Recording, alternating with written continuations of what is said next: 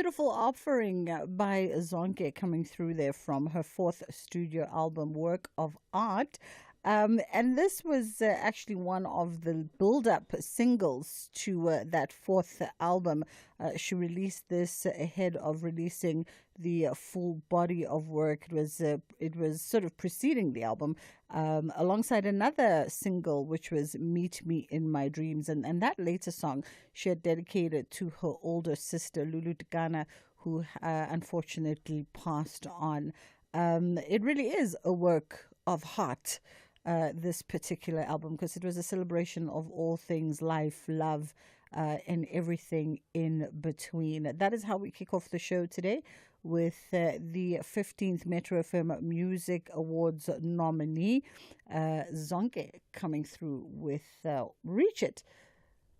The Full Circle with myself, Bridget Masinga, and we are back in studio today. Big shout out to Bertha for holding the fort down for me in Durban yesterday. Couldn't travel down to the Africa Tourism in Daba, but it was a brilliant show nonetheless. Everybody enjoyed their time in my home city. And that big gathering of all tourism stakeholders is still going on today for day 3. We've got a lot coming up on our show from our end. We are going to be really just talking around the cost of living. And here's a question that I would like to pose to you this afternoon. Have you considered downgrading your car, or have you downgraded your car to a more affordable option, just for the sake of you being able to manage your finances in the house, right? It's oftentimes a suggestion that's made by financial advisors in real life and on the show as one of the things that one can do to mitigate some kind of debt is downgrading your car. And I wonder if you've ever considered downgrading your car, or you have downgraded your car just to manage the finances. I'd love to know that experience for you and how you derived at that decision, and whether or not it actually in practice made any difference whatsoever to your household budget and your finances. That is in part this afternoon's family meeting. We're going to be chatting to a spokesperson for the Moto Plan Direct, and we're having a broader conversation around just the cost of living in South Africa and the cost of car ownership in South Africa, and how that is being affected, of course, by the sluggish economy and South African households really not being able to keep up with their debt. Also coming up, stages, pages, screens, and more. We're going to catch up with living jazz icon McCoy Rubata is going to be chatting to us ahead of his live performance is taking on to stage tonight. So we'll catch up with him in this first hour of the show. And because it is a tough economic climate, you might also be tempted to skip your insurance premiums. We suggest that you probably don't do that. But we're going to have that conversation after 2 o'clock. Just exploring what happens. What happens in the instance where you do skip your life insurance premiums? Are you putting yourself in a bigger bind than you currently are? And is there recourse perhaps for you if maybe you skipped one, but you managed to get back on track? What are the implications of all of that? And what is the recourse for us as consumers in that particular instance? So that conversation is coming up after 2 o'clock. It is The Full Circle with myself, Bridget Masinga, on SAFM. And our WhatsApp line is 061-410-4107. Or you can give us a shout in studio on 086 000 2032. Whether it is a CCMA referral, problems with a mechanic, or unfair blacklisting, Clientele legal plans are affordable, and you receive up to 670,000 rands worth of legal services per year. We cover civil, criminal, and labor-related matters. Our legal team will be your support 24 hours a day. SMS SAFM to 32195. That's SAFM to 32195. Clientele General is an authorized FSP and a licensed non-life insurer. T's and C's online. Standard rates apply. Reigning champions Bafana Style are in a jubilant mood closer to the end of the season. They are enjoying every moment on the summit, but Magesi FC have an agenda to cause an upset. This is the Betway Premiership. Witness Mzansi's beautiful game, Mamelodi Sundowns FC versus Magesi FC on Sunday 18 May, streaming live on SABC Plus and SABC 1 at 4:30 p.m. Also available on SABC radio stations at 5:30 p.m. Proudly brought to you by SABC Sport. For the love of the game. Arts, culture, and robust conversations with Bridget Masinga. All right, we're catching up with Heidi De Lange, our spokesperson for Motorplan Direct. And we're having a conversation. Of course, we know that as South Africans, we are feeling the squeeze, and car ownership is no exception to the rule. 80% of households are worried about the rising cost of living in the country. And the difference between a good deal and a financial trap can come down to what's hidden in the finer print, especially when one is purchasing, a motor vehicle. So we thought we'd have that conversation from this perspective this afternoon. And I'm curious to know from your side, because a lot of financial advisors advise that you downgrade your car, you move to something a bit more affordable in order to manage finances. And have you done that in the past before? And did it work in terms of balancing the books in the household for you? How are you doing this afternoon, Heidi? Hi, Bridget. I'm doing well. Hello to you and your listeners. Thank you so much for the time. Much appreciated. Is it always in the best interest of individuals to consider perhaps the kind of vehicle or the kind of motor plan they go into, considering how constrained household budgets are? So absolutely. There is, when people are looking to buy a car, there are two areas where a lot of focus is placed. The first area is the monthly repayment, and the second area is what your normal motor comprehensive insurance is going to cost you, because both of those need to be in place before you drive that baby off the showroom floor. Yeah. So there's a lot of focus on that, and people tend to say, what can I afford on a monthly basis? But there's very little focus placed on actually maintaining that car. And that is what I would like us to draw some attention to today, because downgrading a car, which is something that you were speaking about now as well, that helps potentially with your purchase price and maybe your debt that you owe. However, downgrading doesn't necessarily help with reducing the maintenance. It depends how you downgrade and whether you're moving brands, and there's a whole bunch of other things that you need to consider. And weirdly enough, I think a lot of us, when we think downgrading a car, in our minds, in our sort of lame comprehension, we think ultimately what that speaks to is the maintenance of a car, especially once it's out of that moto plan. Yes. So there's this thing among South Africans that I've noticed, that we tend to lean towards newer cars because we think older cars break more often and therefore they're going to cost me more. And definitely there are some cases where that is true, but we should be careful of making blanket statements like that. And just doing a little bit of homework, you can actually find some very reliable second-hand cars that don't break as often, or that have very affordable products that could help you maintain that car for an amount that fits within your budget. Part of the sort of the education around motor planning, right, is that awareness that, or should I ask, what would or why a low monthly car repayment can at sometimes end up costing more, in fact, over time? Yes. So if we look at what the banks are reporting, Westbank is now reporting that their average car repayment is around 72 months. That's 6 years that it takes you to pay back a car. Remember I said that the focus is so much on what you can afford a month. Yeah. What people don't understand, or don't understand the size of, is that the longer you stretch that repayment, the more you pay in interest. And that actually builds up. So the National Credit Act, the new one went live in 2005, actually requires banks to tell you what the total purchase price or the total cost of the agreement is going to be. However, that is not something that's pointed out to you. So you get, you get a quote when you purchase the car. It says, okay, I can do it for you over 60 months, which is 5 years at this interest rate. This is going to be the repayment. You think, oh, it's a little bit tight. The salesperson does a brilliant job by saying, you know what, I can actually give you a better model. We then take it over a longer period. We put a little lump sum payment at the end, and I'll actually even negotiate a better interest rate for you. And then you end up getting a bigger car at the same price that seems affordable, but you pay a year or two longer on that car, and your total cost actually becomes much more. We have cases where your total repayment is almost double what the car cost originally, just because of that time frame.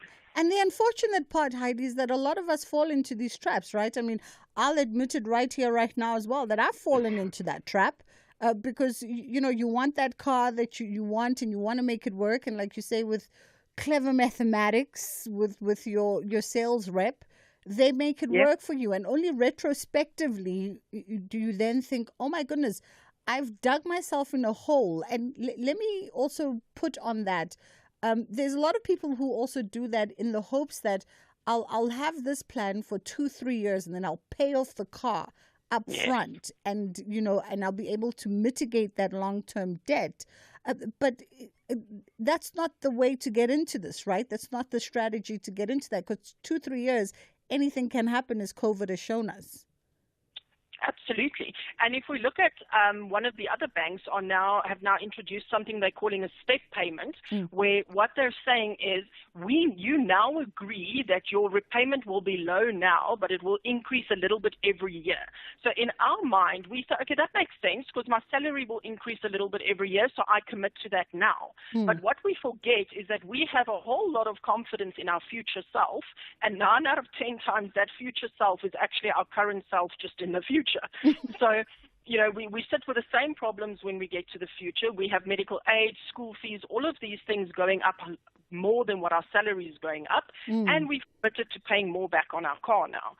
So we need to be very careful. Debt is a very dangerous spiral, and unfortunately we live in a consumer in a world where our consumers aren't well educated, and it is all about consumerism, having the biggest and the shiniest. And unfortunately, it takes time to get out of that mindset, and it takes time to fix those mistakes, but they are fixable. Absolutely. I'd love to hear from you on WhatsApp if you'd like to share. Maybe you have downgraded your car. Maybe you bought your car on a plan that you thought, on a financial plan that you thought at the time was a great plan, especially if you bought your car just before COVID, and you thought it was a great plan. And then, everything went upside down during COVID. A lot of people lost their jobs. A lot of people, things had to change. We had to pivot. And now you're finding yourself having to perhaps rethink how you've outlined your finances, and the car becomes one of the first things you think about. 061-410-4107 is our WhatsApp. But let's go to WhatsApp. Hi, good day, Bridget. Hope you're well. And good day to your listeners and your guests there. Me, man, I've completely taken my car back to the bank last year. Because it's ridiculous how insurance prices and how the inflation impacts you on the monthly repayment as well. But for me, the best what I could have done in that particular time, I took my car back to the bank and I told them, I won't be able to pay you anymore for this car. So I took it back. It was a bit hassle here and there, but eventually it was taken back. But that's my opinion on that question that you asked. Because in today's to have a car is very expensive. Thanks, Bridget. Heidi, I'd love to know, and I've always been curious, when one does decide to downgrade one's car, I mean, we make it sound simple, but is it really that simple? Or are there penalties? And as we heard, from the voice note there, could there be some hidden hassles and losses that a client takes? That's a very good question, and unfortunately, no, it's not necessarily that simple. The biggest problem we have is because people opt in for these long loan amounts, when you get to a point where you want to make the decision, so you're at a point to make this financially responsible decision, you go to a dealer and they say, great, I can offer you this amount for your car. You say, awesome, I've done that step. You call the bank and the bank says, but you owe me more than what this car's worth now. And that is the big problem that people have. So you're actually locked into this car. You want to make the correct financial decision. You want to do things differently, but your car is worth less than what you owe the bank. So you can give it back. You can sell it, but the bank's not going to say, the car's worth less, I'll just write off the rest of the debt. It doesn't work that way. So you could sit in a position where you're still paying off debt on a car that you've sold and you have no money because you had to take all that money to give it to the bank. Oh, wow. Never thought about that. Shall we return to WhatsApp and get more of your perspective? Feel free to send us your WhatsApp messages around this conversation. And now you're finding yourself having... Good afternoon, Bridget. Interesting topic in the automotive sector. Advice that I can give to customers who want to buy cars is do or request a technical test. I've done many technical tests when I worked for AA Test and Drive and DECRA. I've done small claims codes, reports for lawyers. I've checked vehicles before they buy the car. So technical test is very important because you come in, if there's trouble with the seller and you get in front of a judge, he will ask you, did you have this car checked out or what?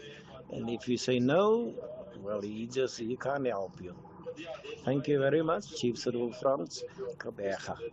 Very interesting. Good advice there. Just in our last few seconds, Heidi, any lessons here that can be learned perhaps by vehicle brands, especially now that we see emerging players entering the market? Yes, I think that the providers out there need to be creative with their solutions and also disclose upfront what the full cost of ownership would be. And in my mind, someone who would not be willing to do that is trying to hide something, and you need to be careful. Some sage advice there from Heidi de Lange, spokesperson for the Motor Plan Direct. Hopefully you also walked away with a nugget or two as you perhaps look at how you reconfigure the finances and the budget within the household. We know that cars are essential, really, considering that we don't really have an efficient public transport system in the country. So they are, an essential part of our day-to-day living. It's just gone 1:30. Time for us to catch up with the headline news, and then we'll come back on the other side. Thank you, Bridget. On the news headlines, Minister in the Presidency, Khumbudzo Ntshavheni, says that government expects the highest level of decorum from U.S. President Donald Trump when President Cyril Ramaphosa visits the country next week. The African Christian Democratic Party has raised concerns over the employment of foreign nationals in sensitive government positions. This follows the appointment of a Zimbabwean national as Chief Heritage Officer at Robben Island in Cape Town. And 67 former Israeli hostages have written an open letter to Prime Minister Benjamin Netanyahu, urging him not to abandon efforts to reach a new ceasefire agreement with Hamas in Gaza. A full update follows at the top of the hour. SAFM 104 to 107 nationwide. Leading the conversation. Dango, for the love of the game and Mzansi for sure. Sekwenzenjani? Soccer Zone has relocated to a new slot, 9 p.m. live every Monday on SABC 1. Mzansi Africa. Siwa more. fascinating goals. The unbelievable saves. From Africa Borwa to the entire African continent to the Bundesliga and the Premier League. High-level reviews of crucial match scenarios by the legendary Mr. Ev. Top-class analysis, latest news about the beautiful game. And Momish of the Week.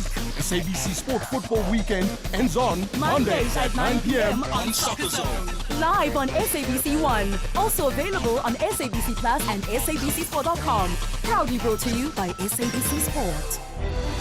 For the love of the game. We've upgraded.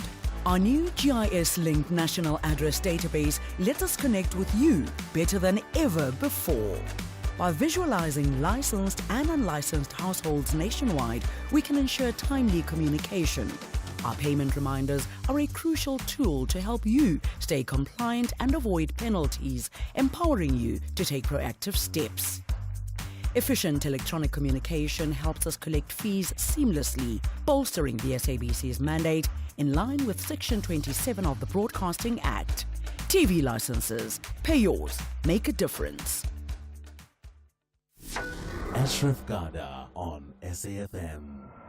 We don't always talk on good news days. Today is one of those days which is not good news because of the 1 percentage point increase. Explain how you got there. We had 17.1 million people who were employed. Now that number went down by 291,000. We are now sitting at 16.8 million people that are employed. And then the unemployed who are actively looking for employment in the fourth quarter, that is ending December, were 8 million. They have gone up by 237,000 to 8.2 million. So now that the number of the employed has gone down and the number of the unemployed has gone up, we end up with the unemployment rate increasing. Masinga Maluleke, the Statistician General. You're listening to the National Pulse. Missed it? Find the podcast at safm.co.za. The Full Circle with Bridget Masinga, Monday to Friday, 1 to 3 p.m.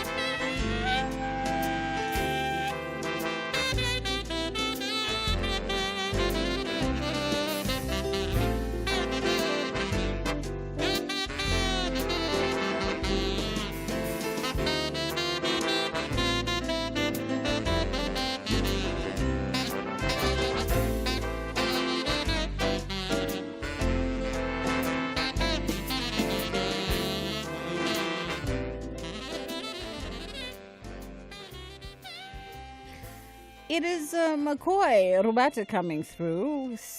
Mkhubata rather. My apologies. It is it is the Zulu in me.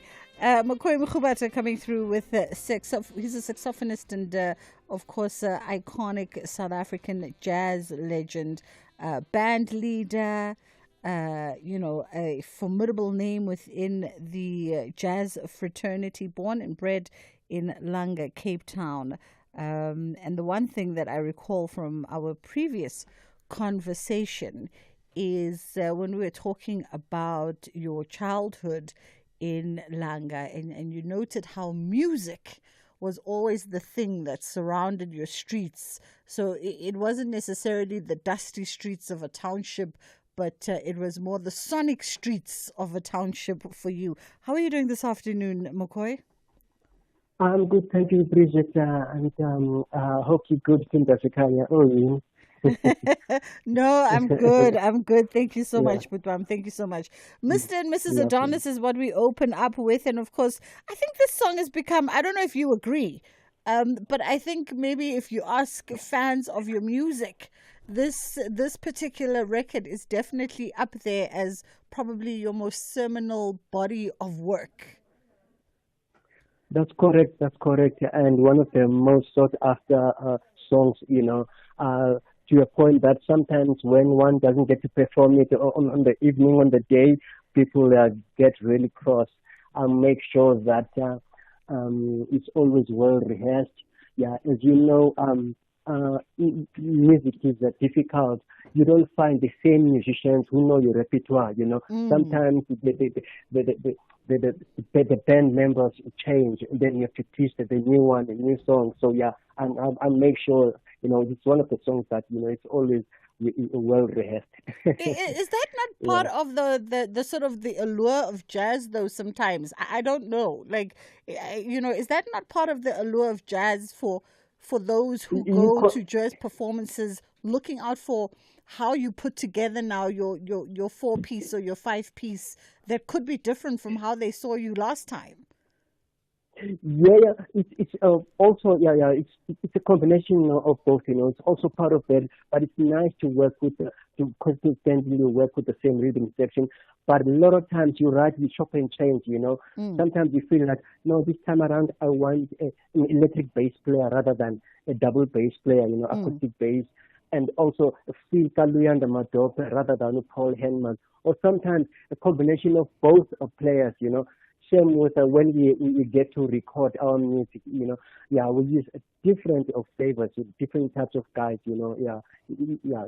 Different takes. So it's partly better. Yeah, you're right. You know your story. No. I'm just a student on any given day.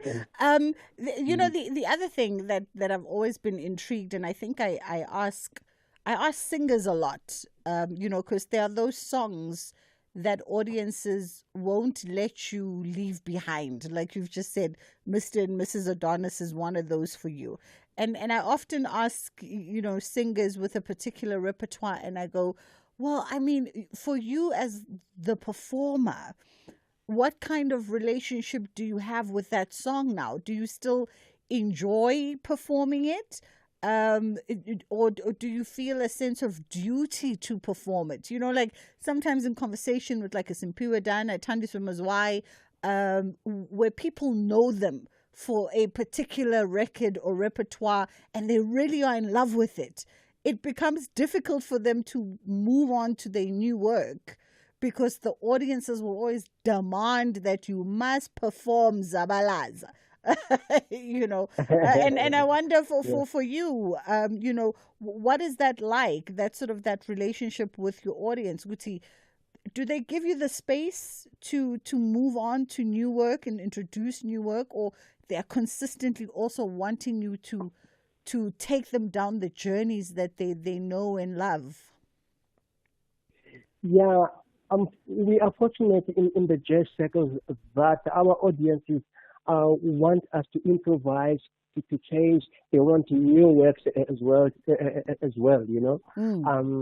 So it's not really difficult. They understand that we come up with new stuff all the time.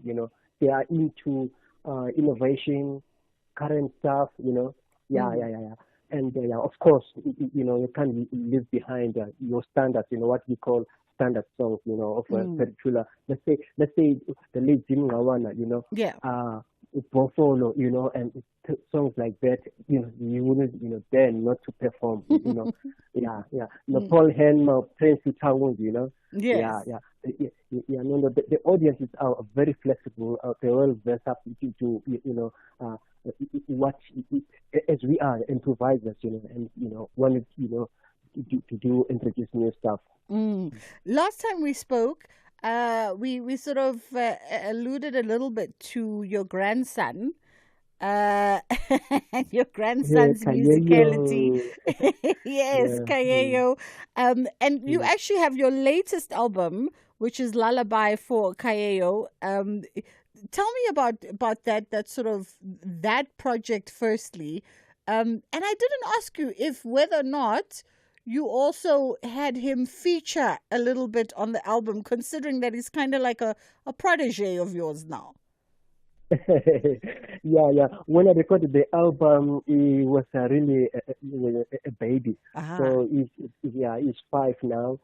And the album was recorded, 2 years ago and released last year. He'll be featured in about 8 years' time.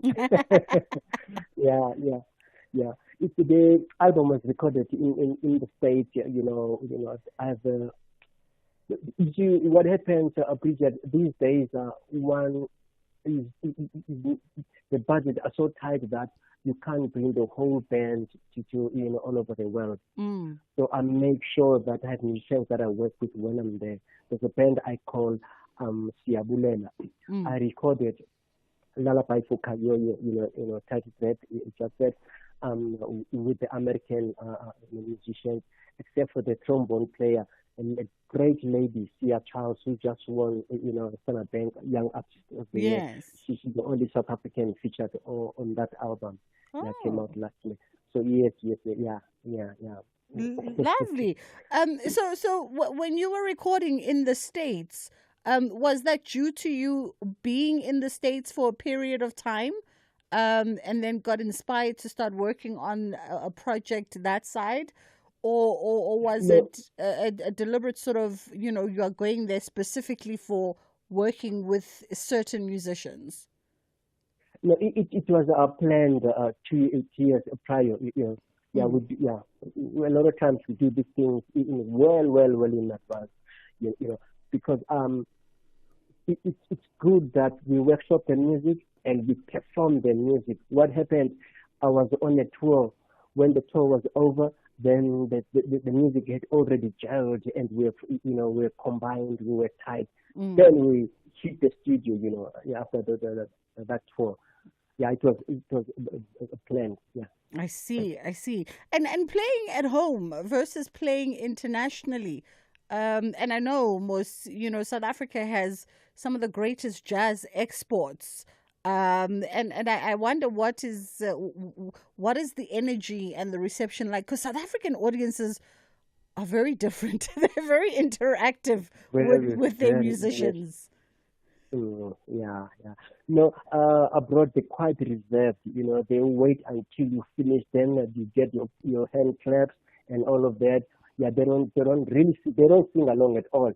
Unlike here at home. If, for instance, the great Mandisi Janchi, when he gets overwhelmed by audience singing along. So that's how we are. So no, it's different there. Yeah. But I was pleased that I was in the States last month, April, May mini tour. The audience was vibrant, especially on the show that was the sellout at Lincoln Jazz at Lincoln Center. Gigi's Club, it's part of that Lincoln Center Jazz complex.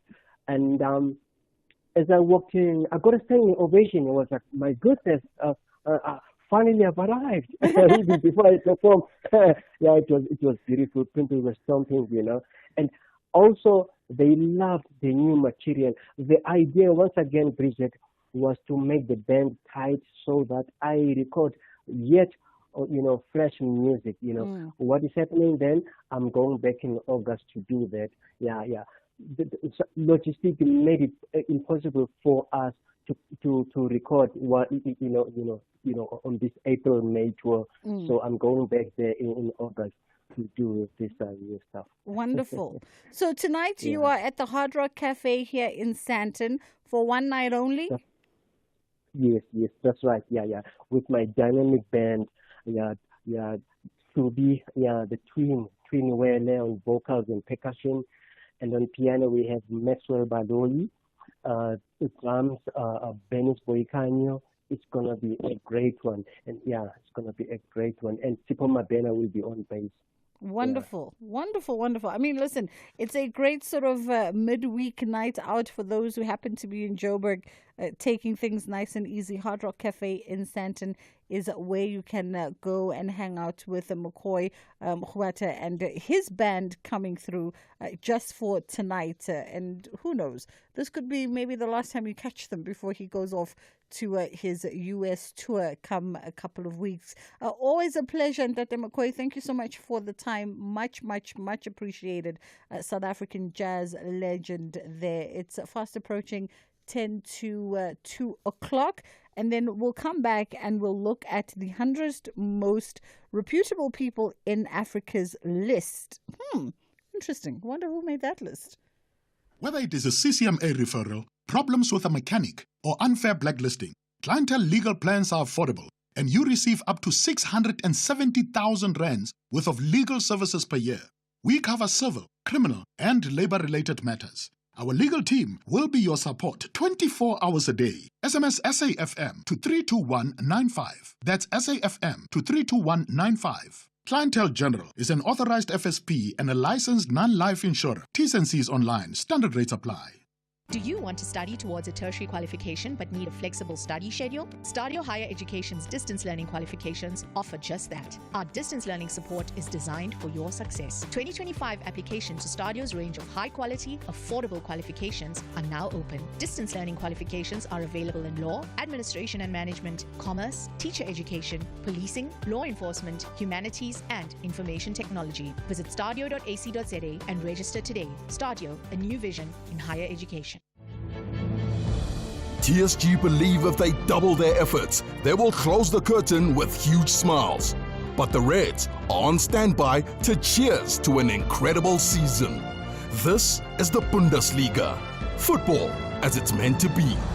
Witness TSG Hoffenheim against Bayern München on Saturday, 17 May at 3 p.m. Streaming live on SABC Plus, SABC 3, and on SABC Sport on DTT Channel 4. Proudly brought to you by SABC Sport. For the love of the game.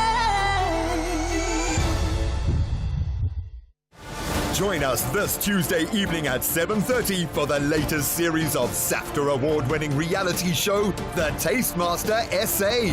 Today's theme is all about bread. I love making bread. I am shaking my boots. What a bitch. We got this. Oh, that didn't sound convincing. I'm feeling a little stressed. I'm not going to mess this one up. That's The Tastemaster SA. Tuesdays at 7:30, repeats Sundays at 4. Only on SABC2.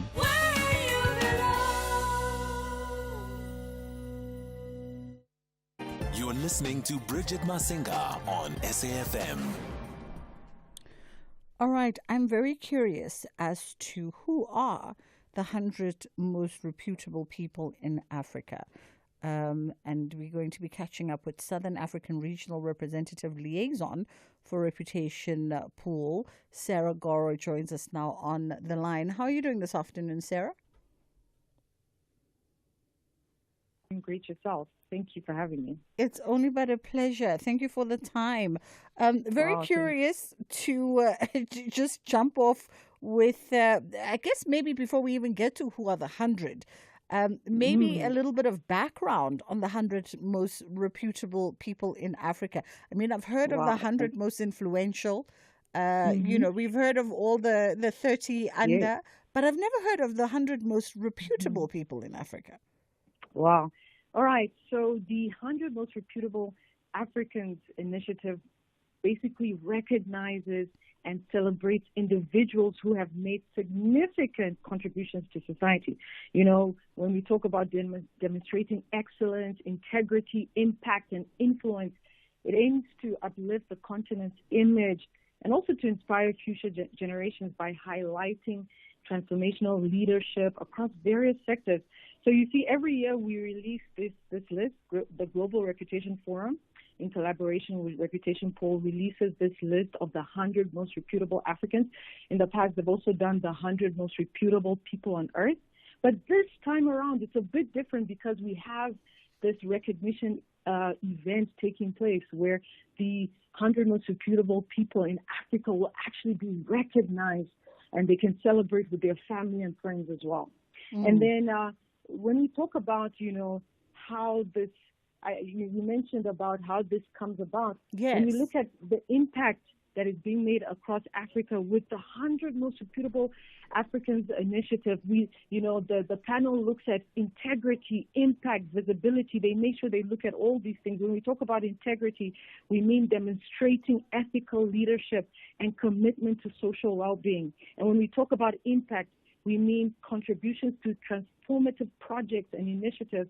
And finally, when we talk about visibility, we mean recognition and influence within respective fields and industries that these trailblazers are involved in. So in terms of the measurement or the metric of measurement here, do you track particular names that have been submitted? Or do you, is it a case of correlating data from different sources and then seeing what is corresponding, what names come up that meet those measurements in order for them to then be filtered into the list? Well, so we have a panel of very, very highly reputable people that obviously they sit with these names. Some are nominated names. We also make use of the metrics. So those, the team, the panelists, I'm not part of that team, but they sit with that. They take, a very extensive amount of time to look into it. And I mentioned the criteria of integrity, impact, visibility, because that's what it's all about. It's about reputation, at the end of the day. Yeah. So by way of the 100 most reputable for 2025, just give us a snapshot highlight of who's featured on the list, if you are able to. Maybe you're not at a point to do so right now, but then maybe you can give us previous honorees. I can give you a preview of some of the people that would be honored this evening. We have the former Deputy President of South Africa, Dr. Precious Motsepe. We have a philanthropist and fashion entrepreneur, Karen Matsiko, a banking and logistics leader, Tebe Ikalafeng, and, so many more, and a branding expert like Lebo M. And then we have, even from Nigeria, the Olu of Wari Kingdom, Ogama Otuwatse. We have Idris Elba. So even people in the diaspora are being honored. We have Her Excellency, the former president of Mauritius, the first female president of Mauritius, Amina Guruk Fakim. There's so many that are on this list. It's an amazing, amazing list that we have. Interesting list. And I wonder, it's quite the formidable players here, if we're talking the likes of Dr. Precious Moloi Mutsipe, a businesswoman, an entrepreneur in her own right, former vice chancellor. If we're talking Dr. Phumzile Mlambo-Ngcuke, as you say, former deputy president of South Africa, Tebe Ikalafeng, a great marketing giant on the continent, Idris Elba. But it also speaks to a particular age demographic. Does the list also take into account younger reputable Africans? Because there's quite a few young, shapeshifters, young groundbreakers who are representing the African continent quite well, and following those values. Yes. So we also have some young trailblazers. For example, in Namibia, we have Emma Theophilus. She was one of the youngest female MPs in the National Assembly.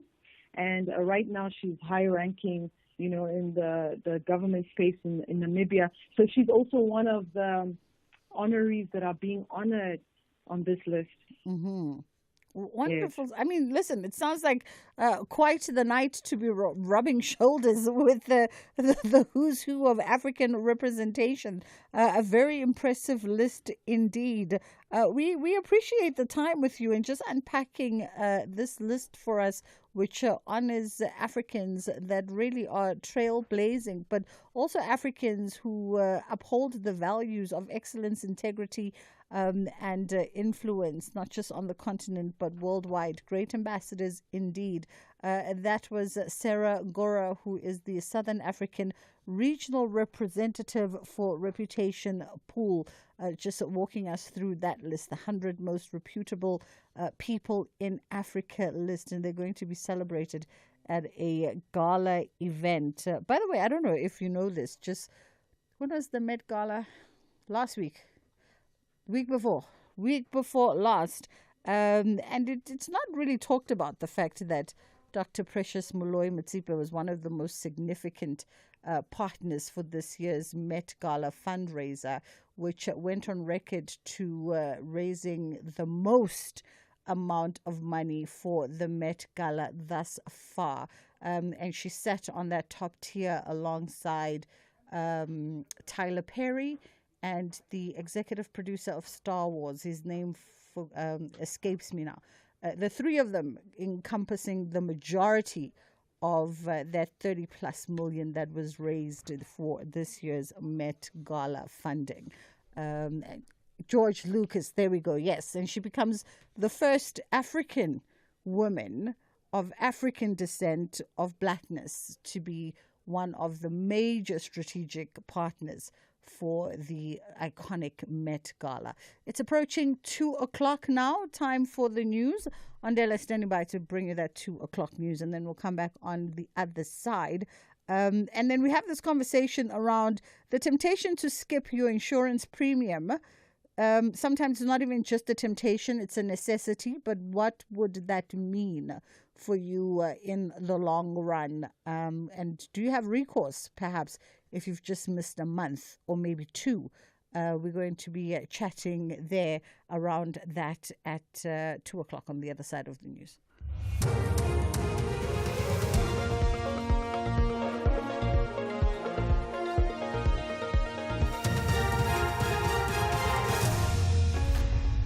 Thank you, Bridget. Top stories at 2. Government prepares for Ramaphosa's visit to the U.S. and 67 former hostages write an open letter to the Israeli Prime Minister. For SFM News, I am Ondelambana, and a very good day. Minister in the Presidency, Khumbudzo Ntshavheni, says that government expects the highest level of decorum from U.S. President Donald Trump when President Cyril Ramaphosa visits the country next week. There are growing concerns that Trump could subject Ramaphosa to the same public humiliation as Ukrainian President Volodymyr Zelensky. The meeting between Ramaphosa and Trump has been confirmed following months of tensions between the U.S. and South Africa. But Ntshavheni told the media in Pretoria that she was confident that President Trump would not mistreat his guest. It doesn't mean we'll agree in all matters, we'll differ, but we believe that our relationship with the U.S. is mutually beneficial. There are more than 600 U.S. companies here in the country. Part of their largest automakers are in the country. Part of their biggest electronics and telecoms companies are also big investors in these countries, whether it's Google, whether it's Amazon, whether it's Microsoft. They are here. The African Christian Democratic Party has raised concerns over the employment of foreign nationals in sensitive government positions. This follows the appointment of a Zimbabwean national as Chief Heritage Officer at Robben Island in Cape Town. The party has warned of potential security risks. It has called on government departments to make the hiring of South Africans their priority. ACDP President is Reverend Kenneth Meshwe. The sad thing is that the government is saying they are correcting the injustices of the past. They are removing white qualified individuals because whites were in the majority in most departments. But rather than replace them with blacks who qualify, they replace them with other blacks, but who are not South African. No other country in the world is doing such a thing. Two of the three suspects arrested in connection with the disappearance of journalist Sibusiso Serindlovu and his partner Zodwa Mdluli have appeared at the KwaMhlanga Magistrates Court in Mpumalanga. The trio was arrested on Tuesday morning at their hideout in Nokaneng near the Rust Deventer in Limpopo. The arrests bring to 8 the number of people arrested in the case. Nontsikelelo Mtabela has more. The suspects were arrested when police raided a hideout in Nokaneng near Rust Deventer, which was close to where the human remains believed to be of those of the missing couple were found. The two are facing 2 counts of kidnapping. They have both been remanded in custody and will appear again in court on Monday, along their 2 co-accused for legal aid application. The bodies, believed to be those of the journalist and his partner, were discovered more than 2 months ago after they went missing in a wooded area. A DNA matching process is already underway to match the human remains found with the DNA of a close family members. For SABC News, I'm Nomtsikelelo Mtabela in Johannesburg. Porterville in the Free State is abuzz with farmers and other role players in the agricultural sector attending the 4-day Nampo Harvest Day. Nampo is the largest annual event in the Southern Hemisphere, showcasing agricultural and trade exhibitions. About 900 exhibitors are said to be participating in this year's show. There are also international exhibitors from the UK, Turkey, Argentina and USA, among other countries. 67 former Israel hostages have written an open letter to Prime Minister Benjamin Netanyahu, urging him not to abandon efforts to reach a new ceasefire agreement with Hamas in Gaza. The signatories were released under previous ceasefire deals. The BBC's Waya Davis has the details. Referring to a new American-sponsored ceasefire proposal that could see several remaining hostages released and an unspecified period of calm, the former hostages urged Benjamin Netanyahu and Donald Trump not to let this historic momentum stop. But Israel continues to ramp up its military operations in Gaza.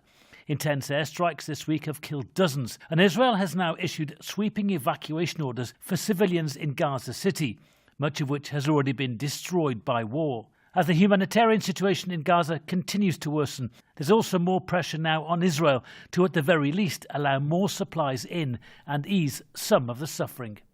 Recapping the top story, Minister in the Presidency, Khumbudzo Ntshavheni, says that government expects the highest level of decorum from U.S. President Donald Trump when President Cyril Ramaphosa visits the country next week. I am on Dilambana for SFM News headlines at 2:30. The Full Circle with Bridget Masinga, Monday to Friday, 1 to 3 p.m. Dango, for the love of the game and Mzansi for sure. Sekwenzenjani? Soccer Zone has relocated to a new slot, 9 p.m. live every Monday on SABC 1. Mzansi Africa.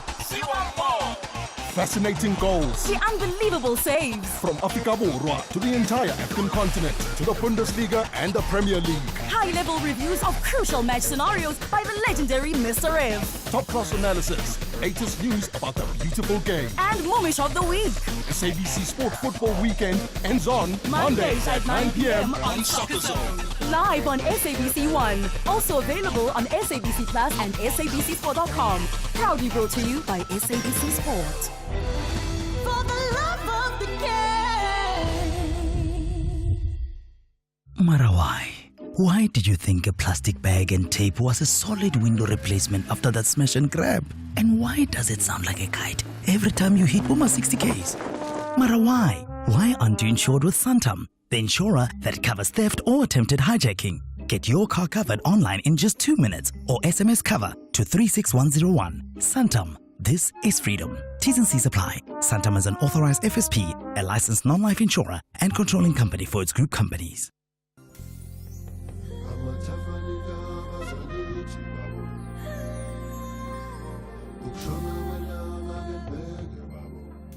This May, SAFM celebrates Africa Month with you.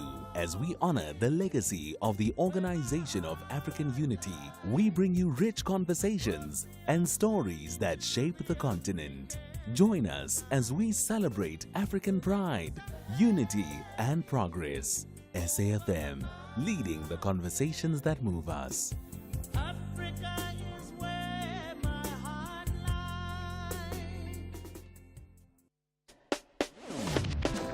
Bridget Masinga on SAFM.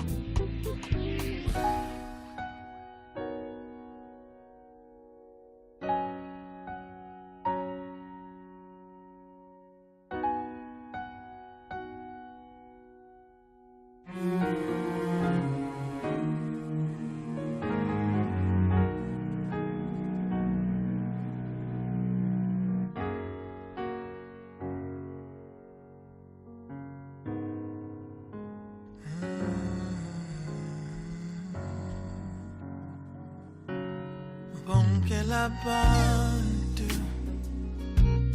abaselutho ngathi, bonke labantu bayafunisela ngathi,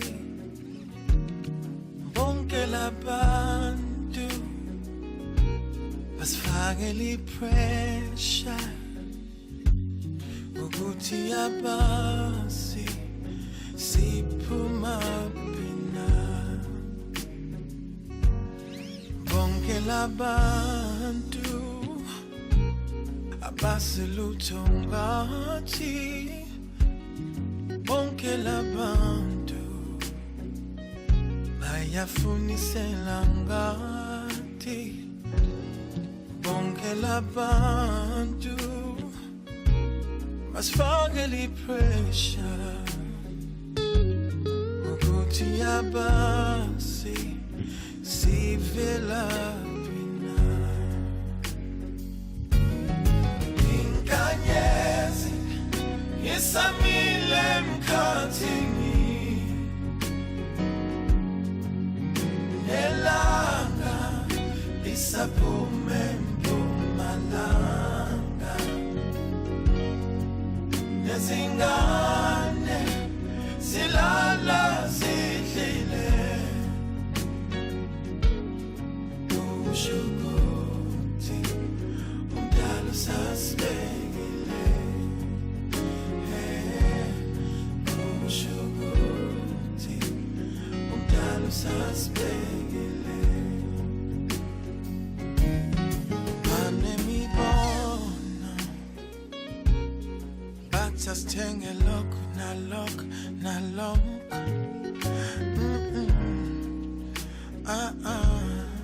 akuthina labo banemibono bathi asiyeke lokhu nalokhu nalokhu, no, akuthina labo labantu that wanna run our lives, bonke labantu bayafunisela ngathi, bonke labantu basifakela ipressure ukuthi abasi sivela bina,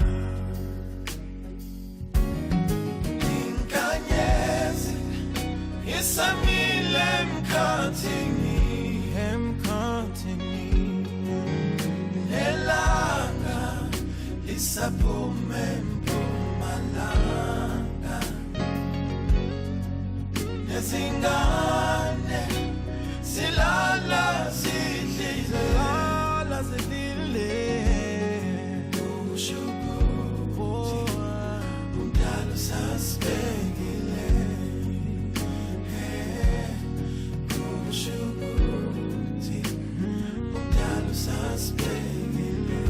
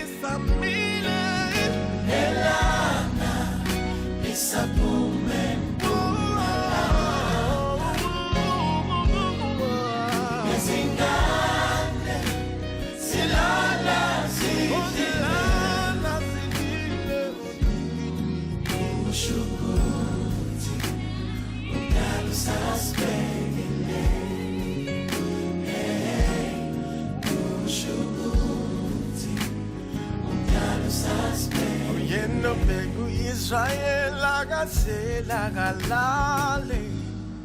Yeah. He's the King of Kings. He will never disappoint. No. He knows our very need. Our very need.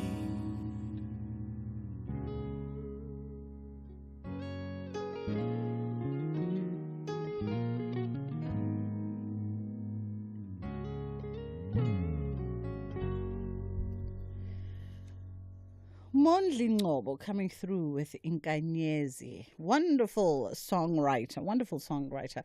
Is collaborated with the likes of Kelly Khumalo, and I think at some point even collaborated with Unathi Nkai. I could be wrong, but I think so. That is how we get ourselves into 2 o'clock. It's just gone 2:15. I know schools are back in action, so this particular time is important to you because you could be running for your school pickup.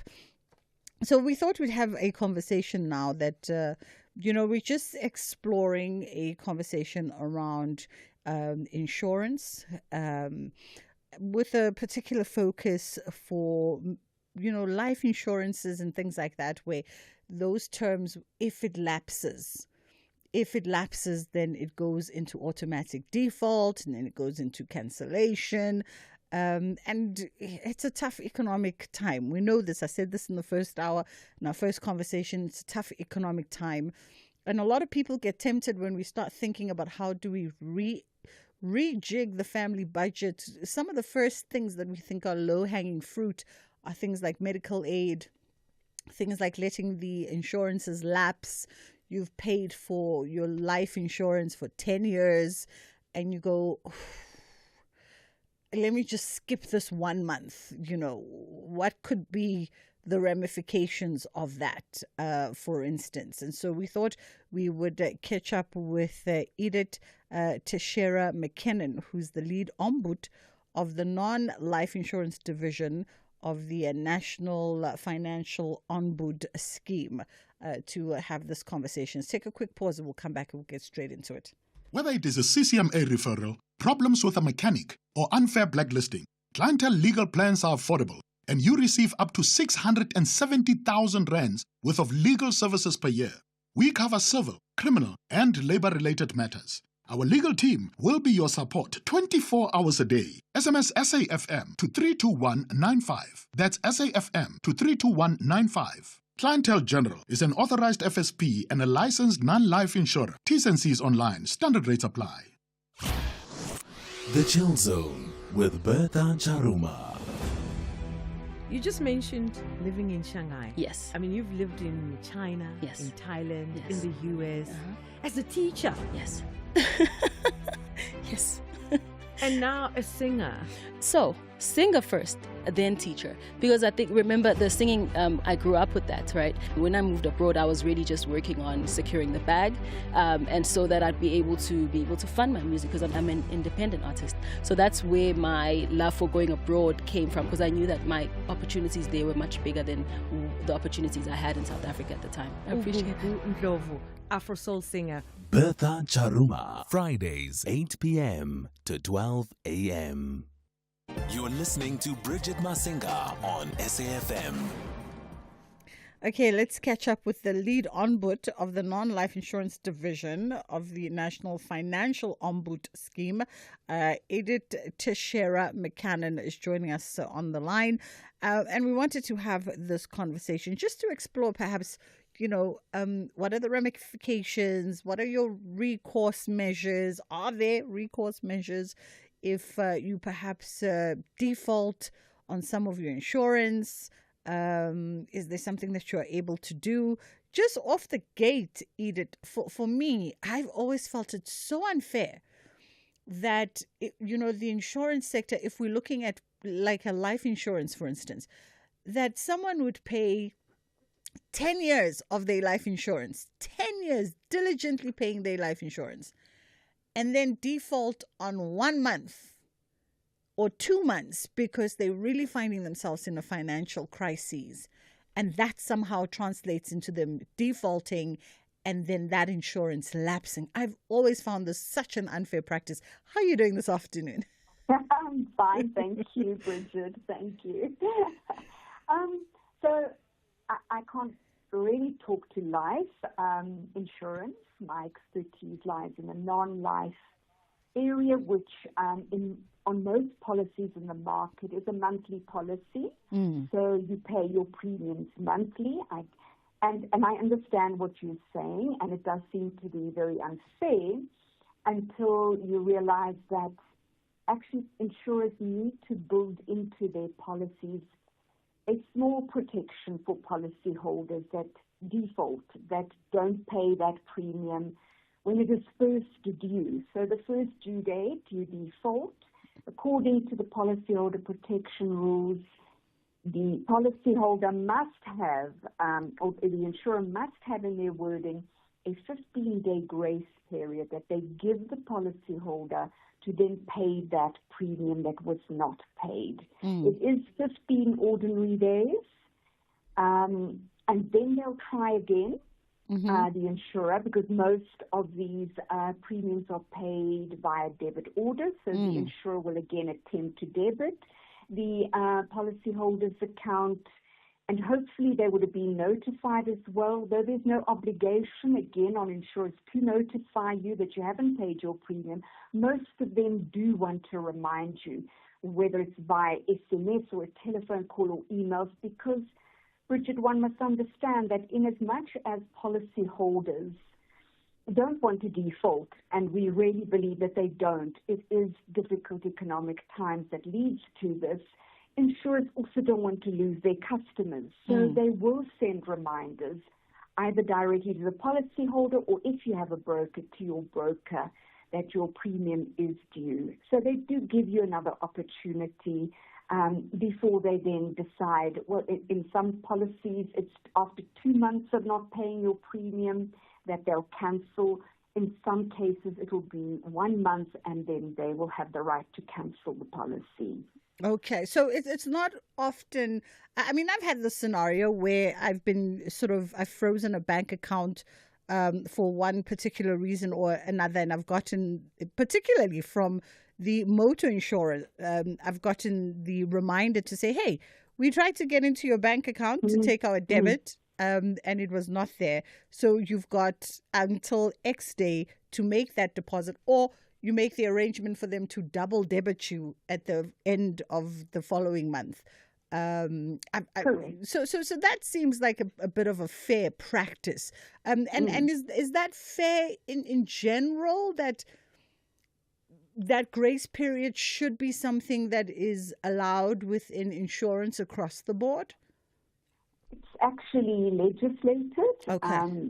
The policyholder protection rules fall under the Insurance Act, and so insurers have to give you that grace period. And then, of course, there's also the opportunity to engage with your insurer, if you are in a difficult financial time. In COVID times, insurers, policyholders could approach their insurers, as they've always been able to, but it came out a lot, and the practice really came about then during difficult times, where policyholders would contact their insurers and make alternative arrangements, whether it was the premium payment date or whether it was perhaps to renegotiate the cover.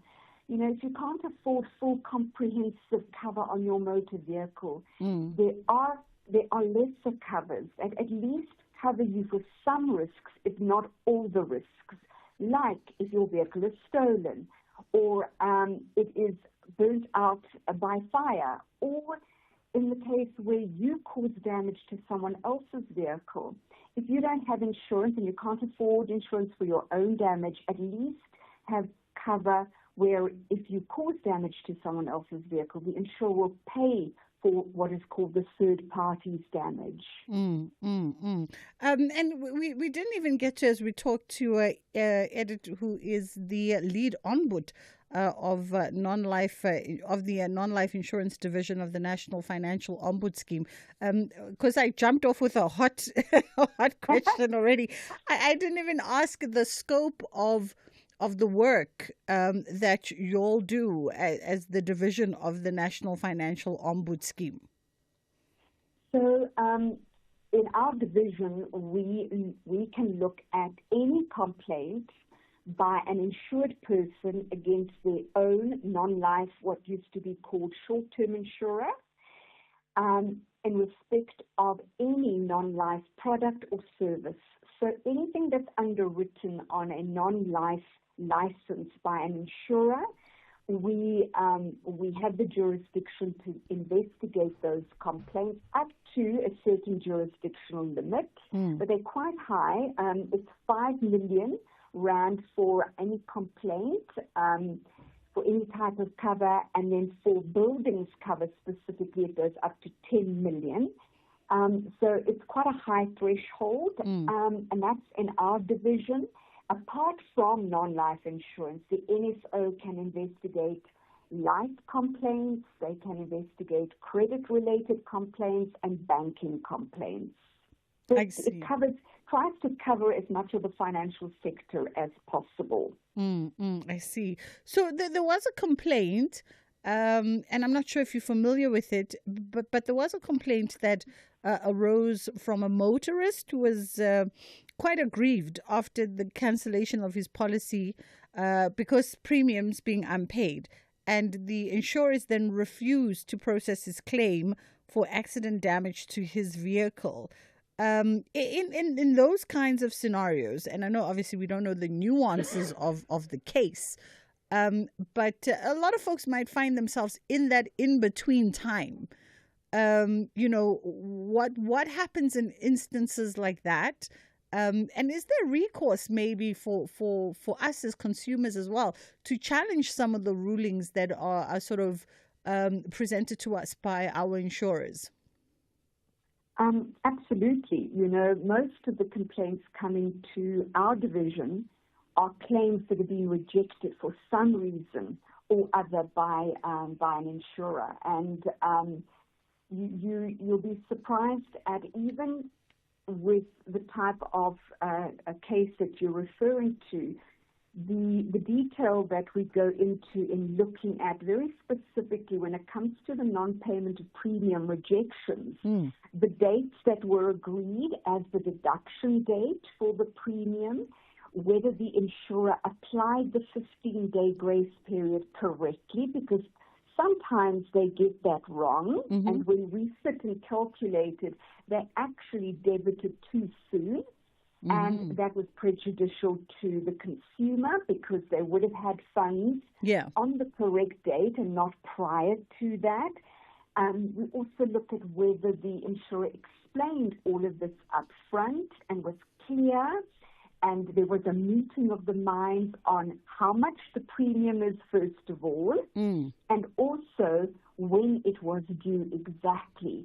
And when we find that in any of those areas there wasn't clarity, there wasn't a meeting of the minds, we will then ask the insurer either to give the insured the benefit of the doubt if it's not so clear, but if it's clear that the insurer hasn't fulfilled its obligations in providing clear information to the policyholder, then we ask the insurer to entertain the claim. So it is very nuanced and it's very particular to the facts of every single case that come before us. And Edith, when you talk about those debit dates, right? Here's my other point of being aggrieved. Pardon me, I've got a tickle in my throat. Pardon me for that. Here's the other point of my being that always sort of aggravates. I always question the holiday periods. We get those SMSs that say, because of the holidays, Christmas and New Year's, we are going to debit you on X day. And I always think, but hold on, wait a minute. Who said I'm not going to have your money for you on the 31st of December? Why are you coming into my bank account without us having an agreement and you are debiting your money on the 20th of December. Absolutely, and that could be a very valid complaint, you know. And then we would have to investigate what are the reasons. Has the insurer been doing this over a period of time?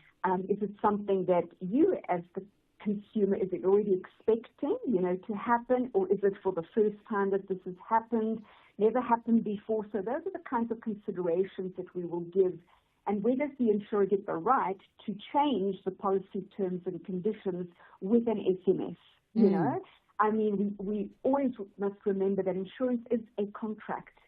And so like all contracts, the terms need to be, and especially the more important terms, such as the payment of premium, need to be agreed to. And so if there's a deviation, why is there a deviation?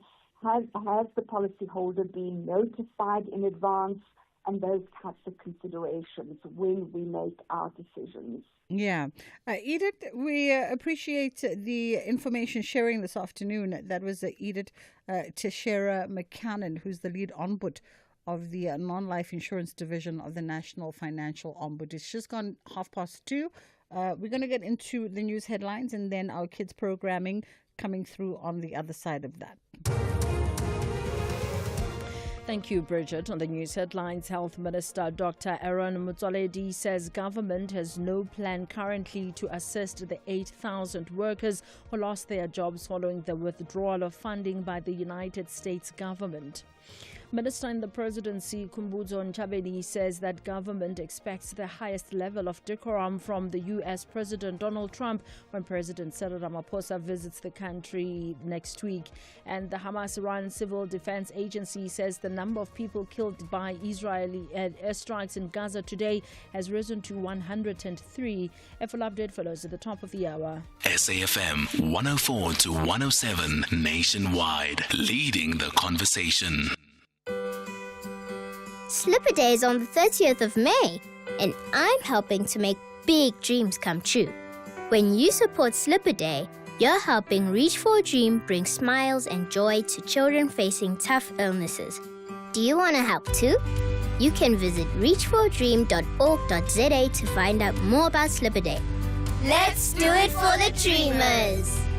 This is an SABC-supported initiative. Reigning champions Bafana Style are in a jubilant mood closer to the end of the season. They are enjoying every moment on the summit, but Magesi FC have an agenda to cause an upset. This is the Betway Premiership.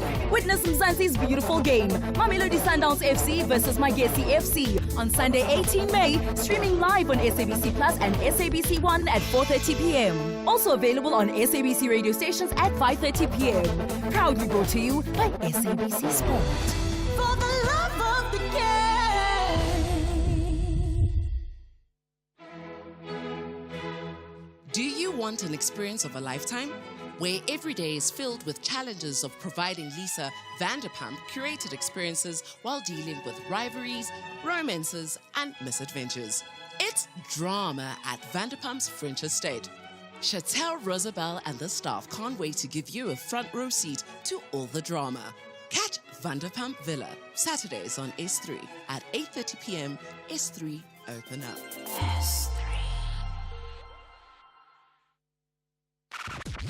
SAFM 104 to 107 nationwide. This program was brought to you by SABC Education. Enriching minds, enriching lives.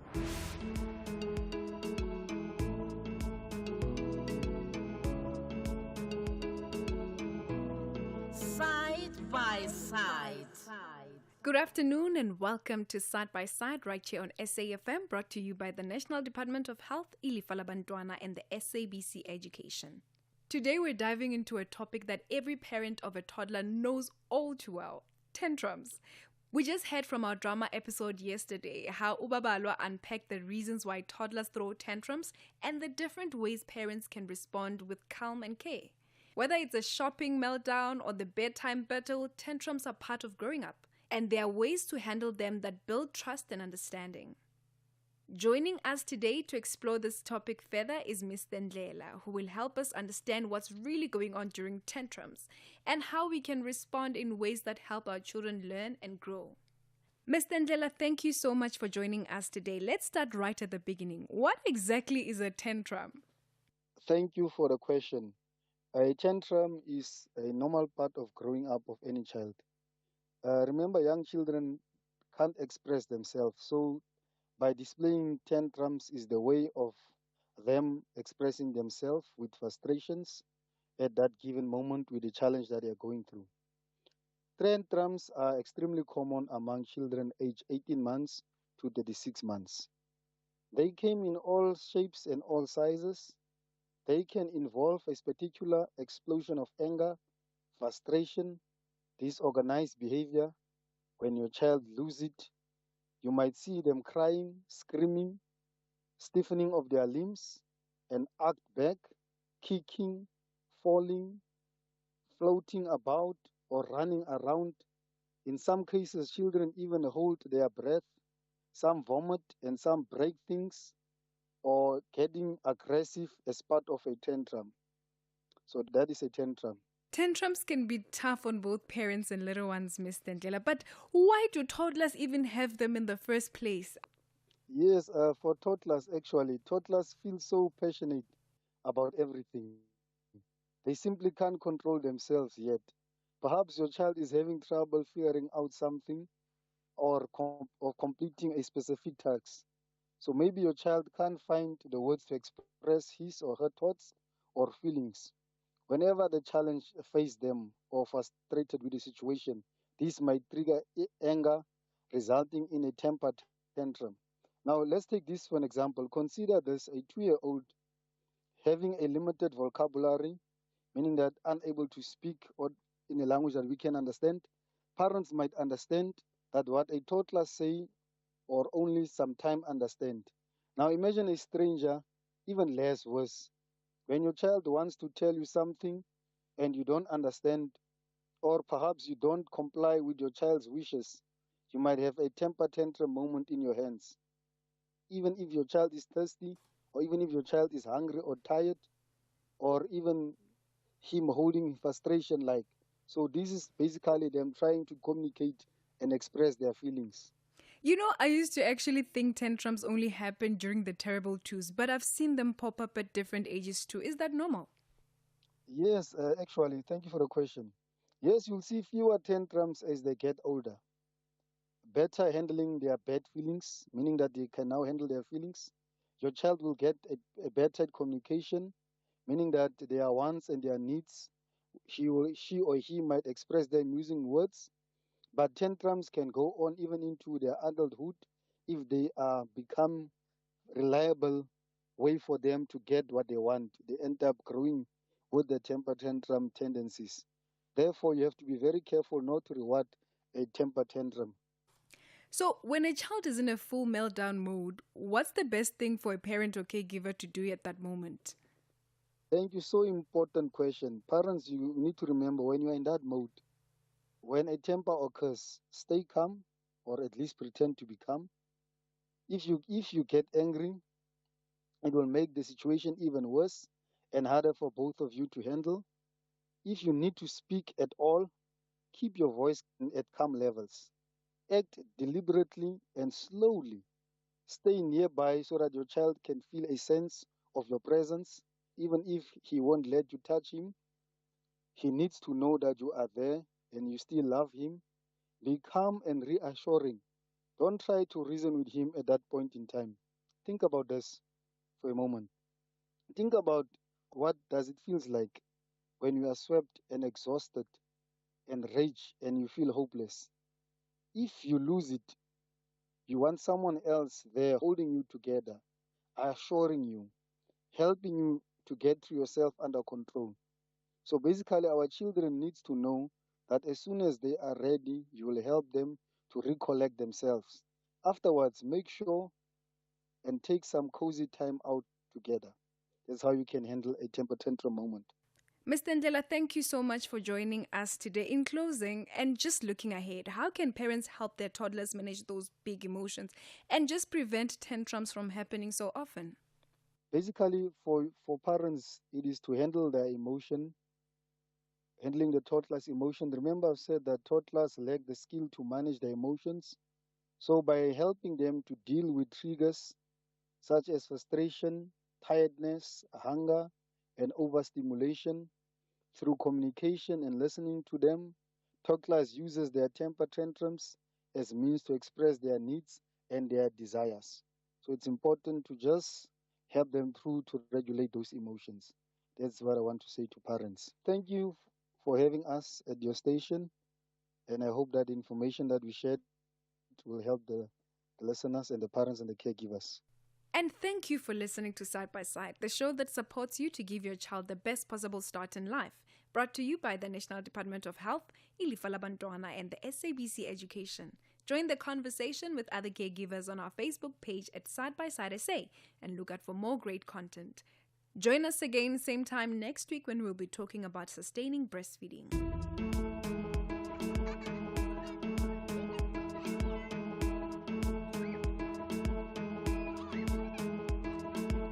Asibambisane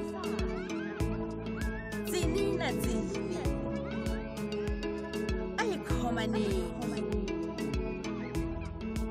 Haritsbareleni Say and say Side by side.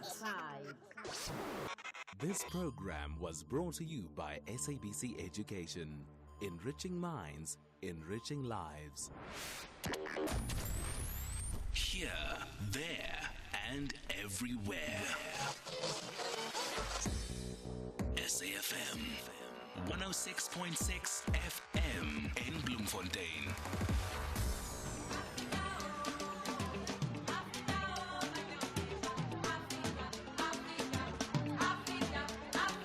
This May, SAFM celebrates Africa Month with you as we honor the legacy of the Organization of African Unity.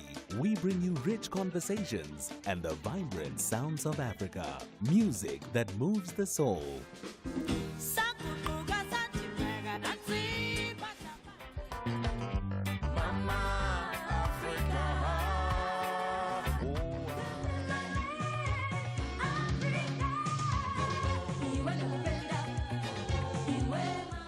This is SAFM. SAFM supports a litter-free South Africa. Play your part in keeping our surroundings and environment clean. SAFM, leading the conversation. These are the weekend shows on SAFM. Music of Africa with Sheila Ndikumana. The Weekend View with Bongiwe Zwane. The Jet Set Breakfast with Michelle Constant. Seasons with Khomoto KG Mwekezi. The Soundtrack of Your Life with Ernest Pillay. Weekend Soundowner Classics with Kutlwano Masote. Spotlight with Zai Khan. The Weekend with John Kherika. Shifting Your Lens with Bertha Charuma. This is SAFM. Bridget Masinga on SAFM.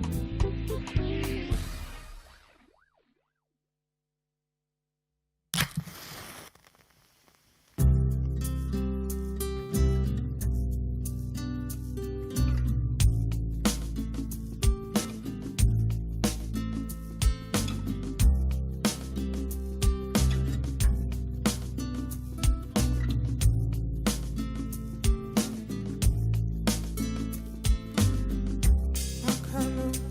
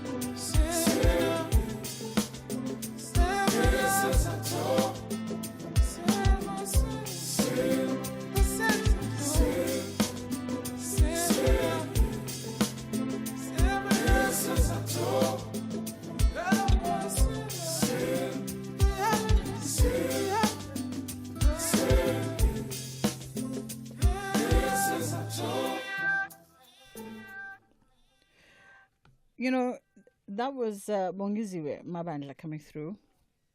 Love him, love his creativity and his stage presence. If you've never seen him perform, then you owe yourself that favor. I was about to say, you know, the thing about doing live radio and live television is that you got to pivot at any given moment, at any given time for a whole host of reasons. Definitely is, you know, these are mediums that keep one and their team on their toes. And speaking of being on our toes, we're going to be catching up with the CEO of Moving Into Dance, Nadia Veresamy now. The Joburg Inner City is in partnership with Moving Into Dance, and they've announced the Jivom Jiva, a celebration of International Dance Day, which is actually hitting the streets of Joburg tomorrow, Friday the 16th of May. How are you doing, Nadia? Having me. It's only a pleasure. Thank you so much. We appreciate the time at such short notice as well. So tomorrow is the big day, and you're going to be igniting the streets of Joburg, in part celebrating International Dance Day. Absolutely. We are going to dance through the streets from outside the court on Ntemi Poliso and right through to Gandhi Square. We have about 1,200 participants, and we just basically want to bring life back to the city and show people that the JIPC is trying to make the city safer again through installing solar lights on a walkable network. And and what better way to do it than to dance? I mean, South Africans are all about dance. Absolutely. Absolutely. In fact, we dance at the best of times and the worst of times. And the worst of, yeah. Definitely part of our identity. So I know that globally, International Dance Day is actually celebrated on the 29th of April, but we've shifted ours out a little bit because obviously of the cluster of holidays at that time.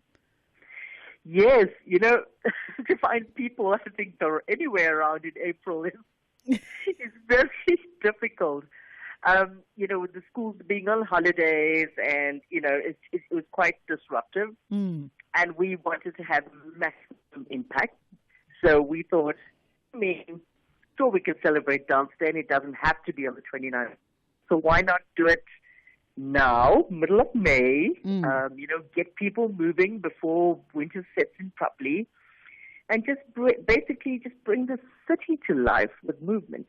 You mentioned, part and parcel of this partnership with the Johannesburg inner city is also to showcase just some of the safety infrastructural measures that they've put in place. Walk us through some of that and what that speaks to. Sure. So there's been a huge drive to try and re-energize and revitalize, the local footprint into the city. And I mean, granted, we have had a bad rep, and safety is an issue, but the Johannesburg Inner City Partnership has embarked on a project where they will install solar lighting across a walkable network, creating, a safe, well-lit environment for pedestrians to be able to use our streets, in the evenings. So that's basically what we're trying to do. We're just trying to draw people back into the city. I mean, the city is such a vibrant, beautiful space. And, people have just associated with a lot of negativity, and we're trying to change that narrative. I like this, actually, because I think it almost reminds me also of the work that the young Mazwai, the young Mazwai sister, name escapes me now. I don't know why it's escaping me, because I speak to her all the time. And the work that she's doing with Funk It, I'm Walking in Soweto, because it's also about the reclaiming of the neighborhood, reclaiming of community. I'm going to give myself a bit of a break here. So, Nomi, that's it. Nomi Mazwai just came back to me. Let's take a quick pause, and then we'll come back on the other side and continue our conversation. We all have dreams. Some people dream to be astronauts, while others want to yell, Vimba, as they chase that elusive shoplifter sprinting out and into Diamond Walk. Others might look at a broomstick and think to themselves that witchcraft might be the way to go. The possibilities are endless. But for Hollywood stars Ryan Reynolds and Rob McElhenney, their dreams is to make it big in the English football leagues. Tune into Welcome to Wrexham as the duo aim to turn Wrexham AFC into an underdog story that the world can root for, bringing hope and change to the community. Welcome to Wrexham, Saturdays at 3 p.m. only on S3. Open up.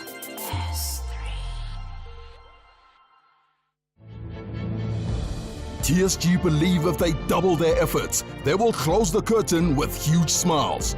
But the Reds are on standby to cheers to an incredible season. This is the Bundesliga. Football as it's meant to be. Witness TSG Hoffenheim against Bayern München on Saturday, 17 May at 3 p.m. Streaming live on SABC Plus, SABC 3, and on SABC Sport on DTT Channel 4. Proudly brought to you by SABC Sport. For the love of the game. Every person, no matter who you are, what music you're inclined to listen to, and what you do with your weekends, you need a weekend playlist.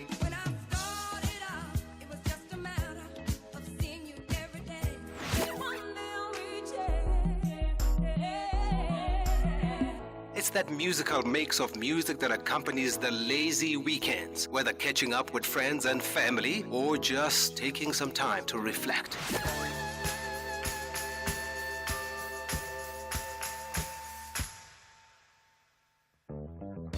Tune in to The Soundtrack of Your Life with me, Ernest Pillay, Saturdays and Sundays, 1 to 4 on SAFM.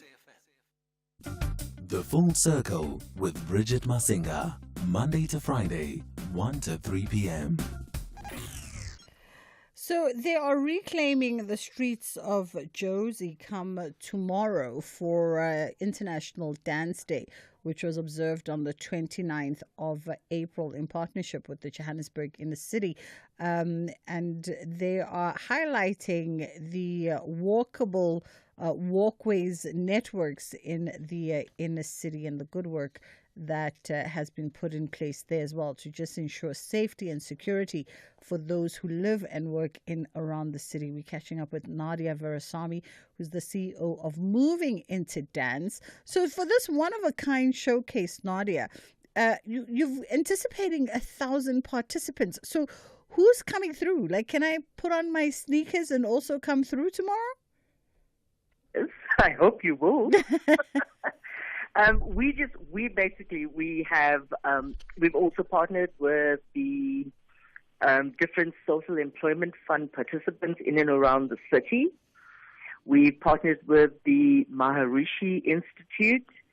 Of course, there's Moving Into Dance. There's a few other dance companies that will be joining us. And being able to dance is not a prerequisite at all.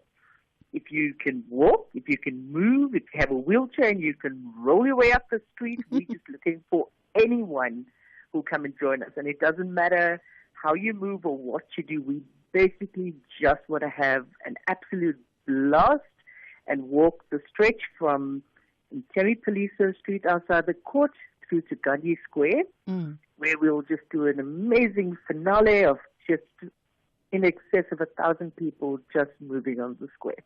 We just want to have fun. I mean, I don't have a reference of just how far the stretch is. I mean, I know where Gandhi Square is, but how far is the stretch? Are we talking just 1 or 2 kilometers here, just so one can, anticipate? Preparation. Yes. I don't want to scare you.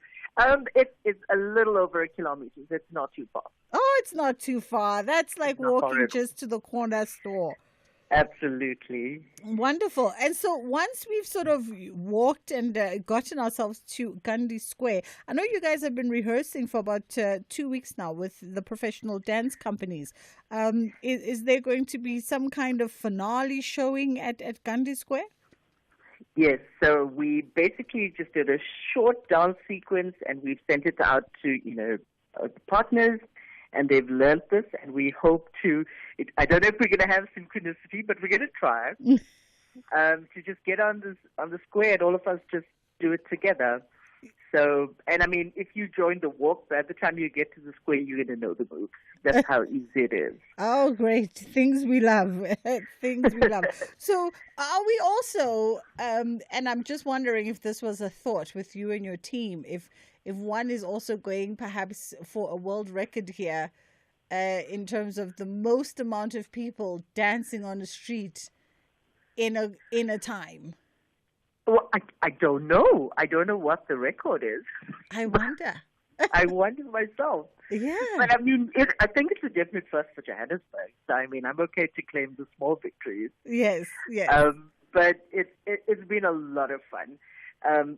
For our choreographers that are moving into dance, when I heard the potential number and I was like, oh, guys, and they were like, no, let's do it. Because I don't know whether it's, scoring choreographic points to say, oh, I choreographed for 1,200 people. But they were so excited about it.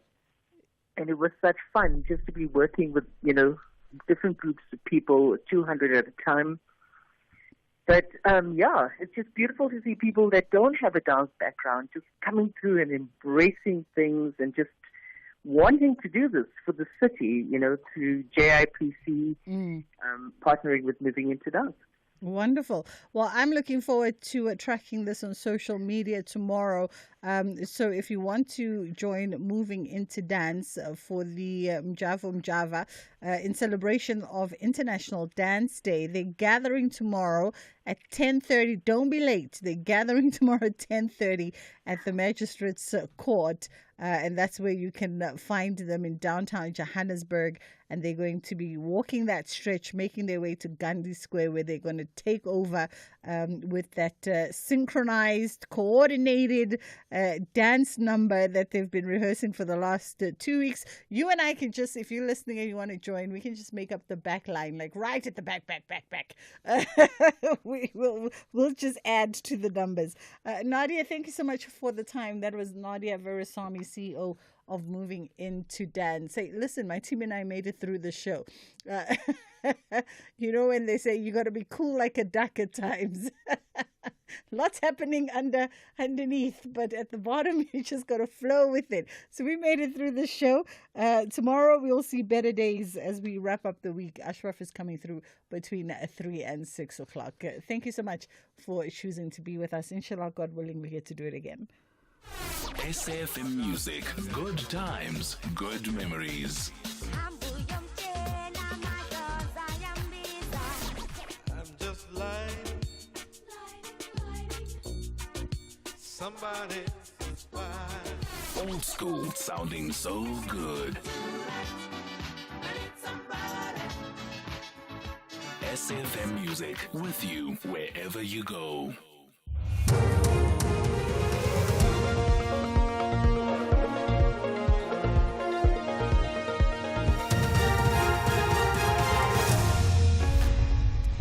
Thank you, Bridget. Top stories at 3. Mutsoaledi speaks on thousands unemployed due to PEPFAR withdrawal, and death toll rises to over 100 in Israeli airstrikes.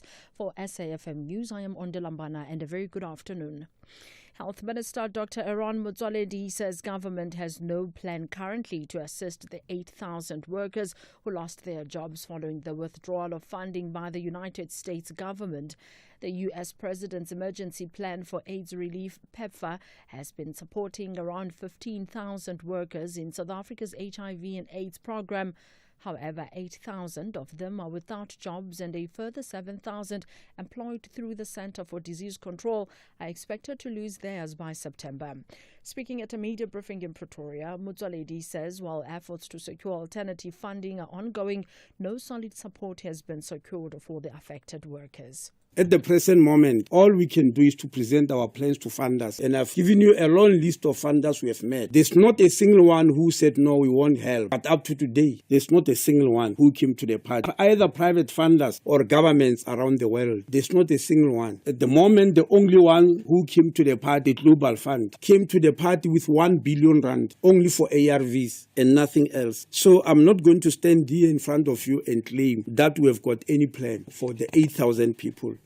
Minister in the presidency